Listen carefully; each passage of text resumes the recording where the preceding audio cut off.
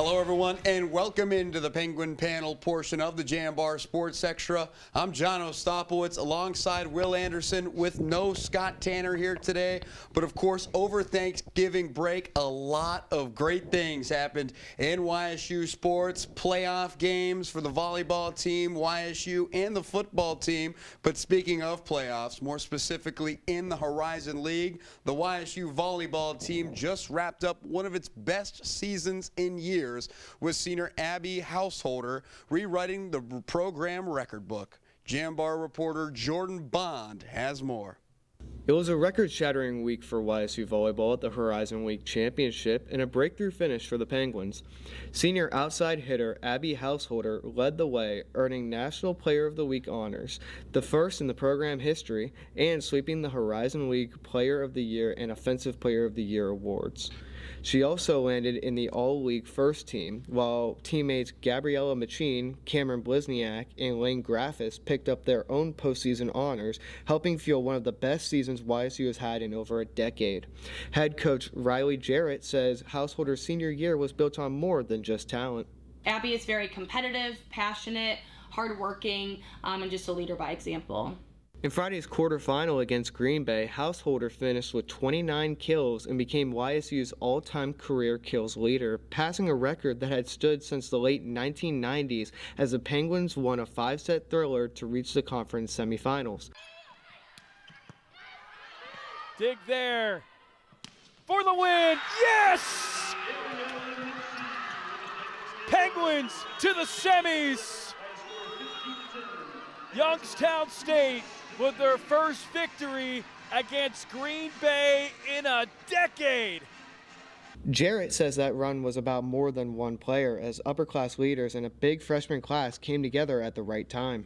Our returners and our upperclassmen having really strong leadership, and then our new ones buying it. And I think that was really important for us to have a few key returners, and Abbie Householder, Gabby Machine, Maria Insana.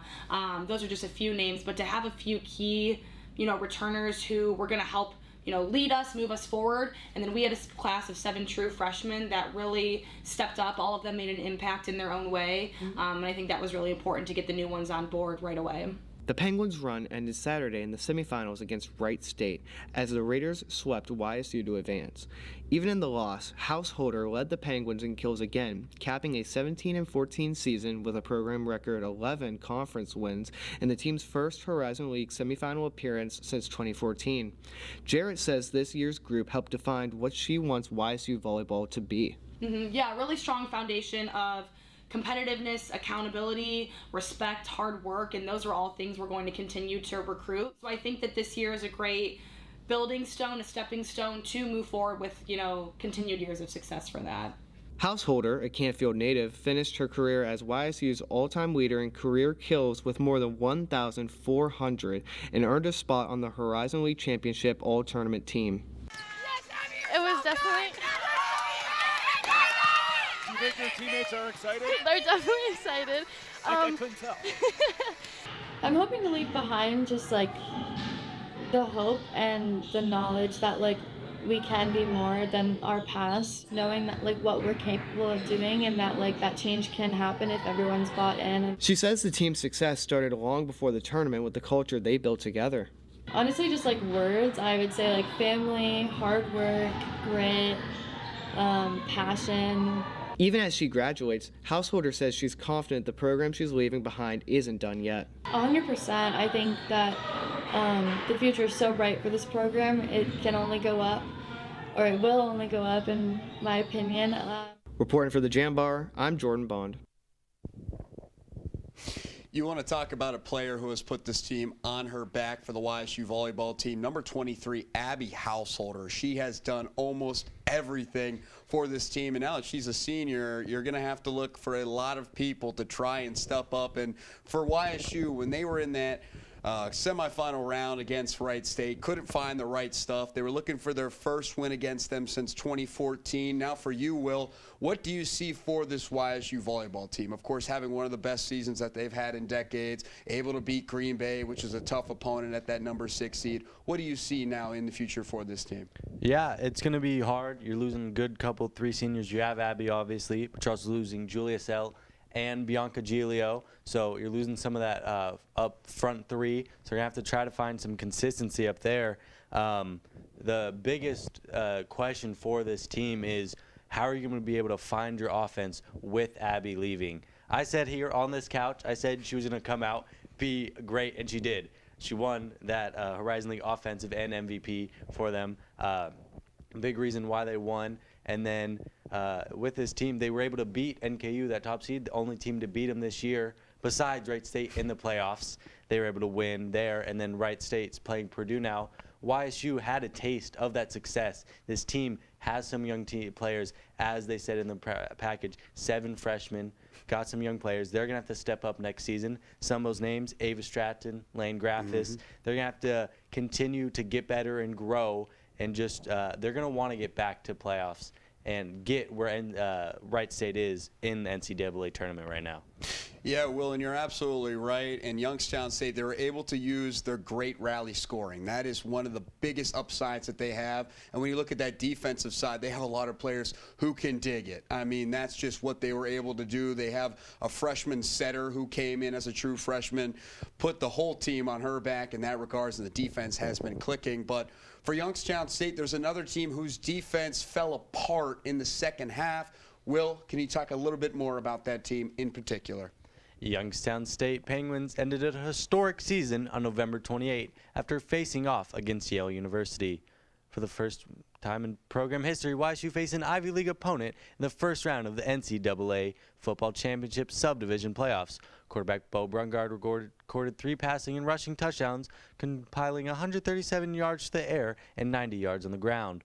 Brungard also broke YSU's single-season record for passing yards, completions, and attempts, previously set by former Penguin Mitch Davidson in 2023.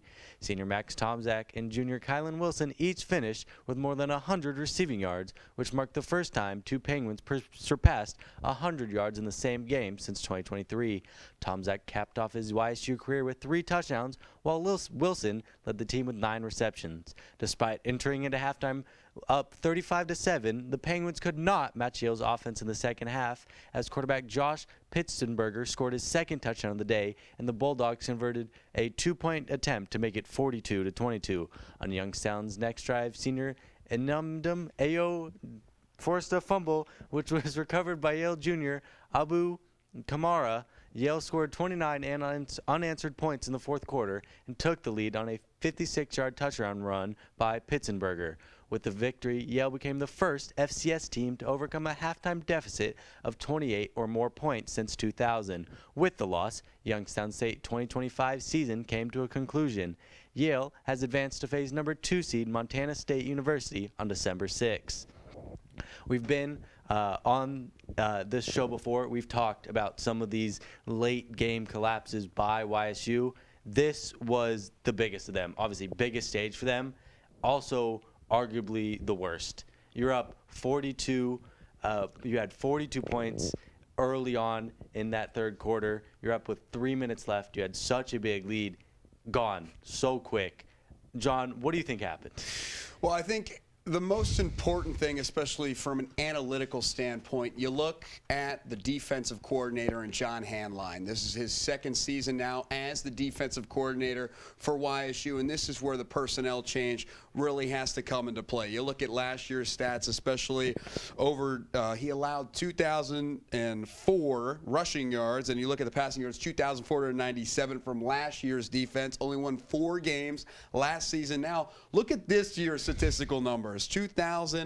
Over 2,000 rushing yards that he's allowed, and look at that defensive passing yardage, over 3,277 total passing yards. That's almost 6,000 yards allowed in the air over just 2 seasons. Now, when you look at that, yes, he spent 4 seasons at YSU, 2 as an assistant, now 2 as the defensive coordinator and linebackers coach, and that's where the issue is, especially with Bo Brungard. He's putting his hands up. What more can I do? You get the first year offensive coordinator and Mike Yursich. He comes in, Bo-friendly play calling. I mean, he does the quarterback runs, a little bit of sneaks, throws it down, slots. That's what works for Bo. And a lot of people, especially Will, I'm going to ask you this question, and you can say it as honestly as you want it. Do you see Bo Brungard leaving YSU once that NCAA transfer portal opens up?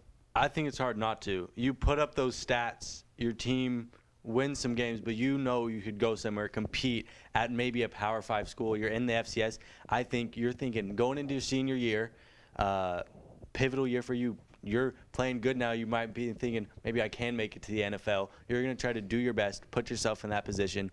I don't know if YSU is that school, unfortunately.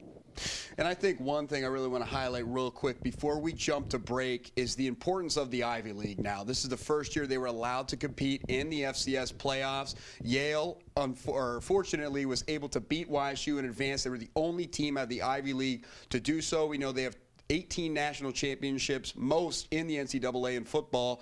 But then you look at the Ivy League as well. Harvard lost to Villanova 52-7, and now Yale, they get to represent the Ivy League, and showing maybe why, put some respect on my name over the Missouri Valley Football Conference. But of course, we'll be right back here on the Penguin panel for the Jambar Sports Extra when we return right here.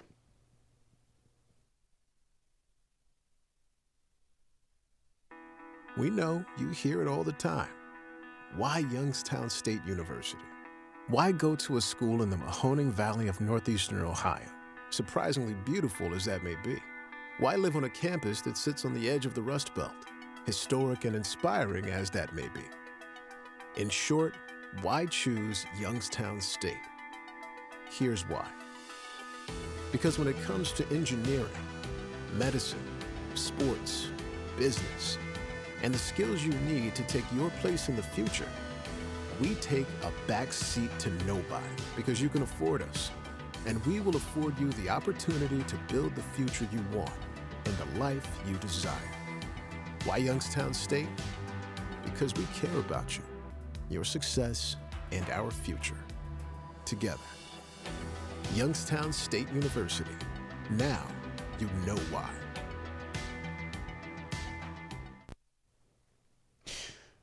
Hello, everyone, and welcome back to the Penguin panel portion of the Jambar Sports Extra. The Youngstown State women's basketball team closed out a busy week with two matchups. First hosting Toledo at Beagley Center, then hitting the road to face Akron. McDillon has more. The Penguins hosted the University of Toledo on November 25th and spent most of the game playing from behind. Despite strong fast break offense, outscoring the Rockets 6-1 and a 44-34 advantage in the paint, YSU couldn't overcome Toledo's dominant rebounding. The Rockets out-rebounded the Penguins 38-28, leading to 15 second chance points compared to just 5 for YSU. Sophomore Sophia Gregory stood out with 16 points, 8 rebounds, and an 88% field goal percentage, while sixth-year Casey Santoro added 15 points and 4 rebounds. Redshirt freshman Sarah Baker and sophomore Erica King also came up with double-digit scoring. But the Rockets matched the Penguins at every turn, led by grad student Patricia Anumba's 18 points, and Toledo's bench helped seal the win, outscoring YSU 15-7. The final score was a 79-65 loss for YSU. On November 13th, YSU traveled to James A. Rhodes Arena to take on the University of Akron and dominated from start to finish. The Penguins put up 50 points in the paint and outran the Zips on fast breaks, turning Akron's mistakes into 11 points. Sophia Gregory delivered another breakout performance, a double-double with 24 points and 10 rebounds, shooting 77% from the field. Baker and King combined for 34 points, while YSU's defense held the Zips without a true high scorer.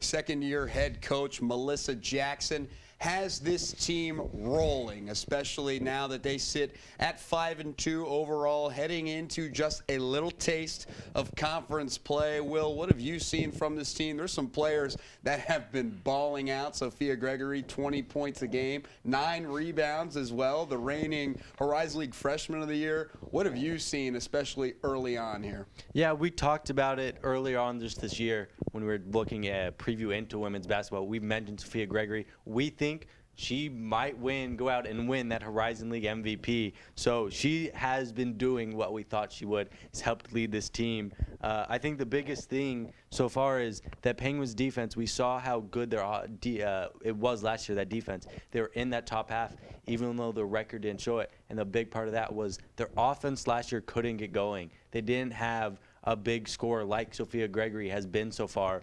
But so far this year, their offense has come to play. And I think that's a big reason why they're doing good right now, and they'll continue to do good as the season progresses. Yeah, Will, you talk about that offense, and I know you're getting ready to interject, but I had to go and put my 2 cents in. And the main reason why this offense is cooking in the Horizon League, they struggled. They were a bottom 3 offensive team. It has to be the acquisition of Casey Santoro from Florida Gulf Coast. They finally have a true point guard. They needed that. Now she comes in, 12.9 points per game. She helps not only in that category, but she has 21 total assists on the year. She's a court general. She can read the floor, find Gregory down low. Baker's another one who she can find her inside. And you just look at some of the other players as well. Erica King, she is that 2 guard that can play and switch up when needed. So for YSU, and I have one question to ask you as well that we always talk about, do you have a way too early pick now in the Horizon League that's going to win just the conference title? I think it's going to be Cleveland State. I think they're going to win it all. They're going to go back. But I think, real quick, my my hot take of the year right now, I'm calling it right now, I think the YSU women's basketball team is going to make it out of the first round of the Horizon League basketball playoffs. Yeah, especially now with that updated format, everyone has an opportunity to play in Indianapolis. That's in order to protect their top seed. So, again, if Cleveland State does get that #1 seed, wins the conference. But I like that pick, Cleveland State. I see where they are now at 7-1 overall. They're a phenomenal team. We know that there's history with Melissa Jackson. She was the assistant coach there before coming to YSU. But now the main issue is Purdue-Fort Wayne is a wagon. I mean, you look at them.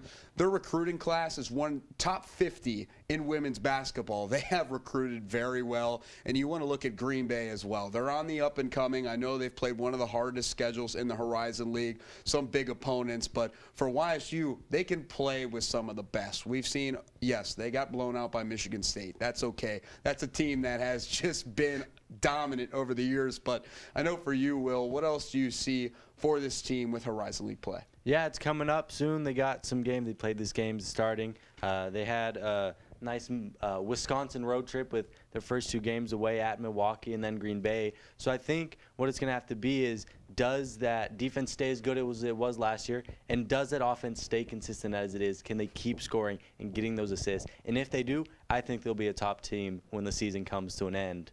Well, Will, speaking of offense, the Youngstown State men's basketball team hit the floor 3 times over a busy 8-day stretch, starting in Jacksonville, Florida, and ending back home at Zidon Family Arena. YSU opened the week on November 23rd in the Jacksonville Classic, dropping a tough 68-62 game to UNC Greensboro. Senior Bryson Dawkins led the Gwins with 18 points and 7 rebounds, while Chris Carroll added 11. Despite holding a 21-point lead late in the first half, the Spartans led a second-half comeback, shooting 61% in the second half. A day later, the Penguins bounced back against Georgia Southern with a 67-61 win. Junior Rich Rolfe turned in a career night with 22 points and 4 threes of his own, and Carroll poured in 16 points. The Gwins held Georgia Southern to under 37% shooting, using an 11-2 second-half run to regain control and split the Jacksonville trip. Back in Youngstown on November 29th, the Penguins turned in their most dominant performance of the week, an 87-64 win over Chicago State. YSU drained 17 three-pointers, just 1 shy of the program record. Carroll and Dawkins each put up 15, and senior Vlad Salaridze added 13 off the bench. Following the win, head coach Ethan Faulkner said his team's defense has been its strong suit. After an up-and-down start to the season, the Penguins now sit at 4-4 overall and a perfect 2-0 at home.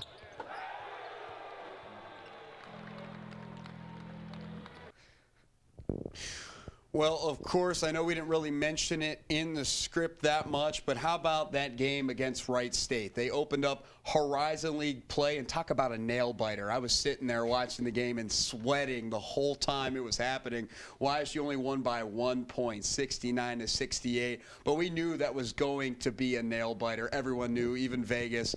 But the main issue is, as well with Wright State, is their main guard that's leading the way in Michael Cooper. He's a true freshman, 6'3", true guard. We understand that. But when it comes more for Horizon League, especially when YSU now has to travel to Dayton to play them again, the main issue is, where does their strength come from? Now, even for YSU, their main issue is you have to make those free throws. And I know any other issue, especially with YSU, you give me down low, we're fouling in the double bonus, 40 fouls in total for that Wright State game. Give me Rich Rolfe. Why not? Give me him, especially what he's been playing out. Those 2 free throws in the clutch, my goodness, young fella. Let's have a great day. Will, for you, especially more Horizon League play in action for them, a little non-con as well, and, you know, heading back into the Horizon League. What do you see for this YSU team that they have to kind of shore up here? Yeah, one thing I will say for sure on that offensive side, threes are looking to be a strength and an identity for this team. If they're falling, they're going to be great. Problem is they can't get caught into the trap. If they are missing, you can't keep shooting them. You just got to take the points. A couple players for the team that I think have looked great to start and are going to have to continue being great if the YSU Team West wants to go far is Chris Carroll. He's came back for his senior year. He's leading the team with both points and rebounds right now. He's looked great. Another player, Drew King, transferred in. He's leading the team with 3.7 assists per game. He's also been a great facilitator for this offense, which they need. And then Emmanuel Zorgville came off injury, missed all of last season, played all the games so far, which is great to see. You love that for a player coming off injury. But he's doing good, 7.3 points per game, and then he leads the team with 1.6 blocks. So they'll need him to step up as that center, only player above 6'8", he's 7 foot. So if he can continue to grow as a player and get some more rebounds, that's what they're going to need. Yeah, and Will, I think especially for second-year head coach Ethan Faulkner now, the main issue, especially for them in recruiting, is they don't have a true 5. That's their main issue, especially now they head into Horizon League play. They're playing smaller teams. Look at that St. Bonaventure loss, 84-80 by 4 points. They were a smaller team, and they ran across the floor with them. The main reason why they beat Grand Canyon is because they're also a bigger team. You're playing against that Mountain West ball. They're a little bigger out there. They play more physical, and that's that Horizon League play style that YSU plays to.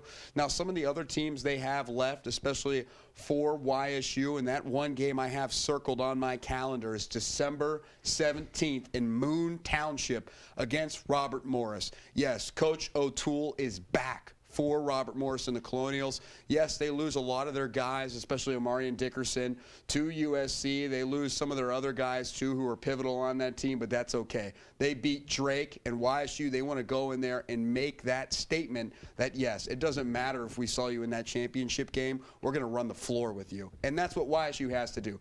Vlad Salaridze, number 7, he's got to come in and he's got to play at that true level that they know he can. From UT Martin, he's going to transfer in. Of course, he did.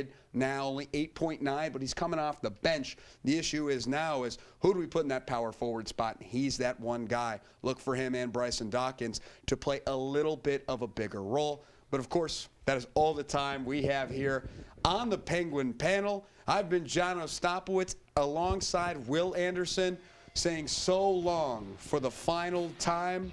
Of course, stay safe, Penguins.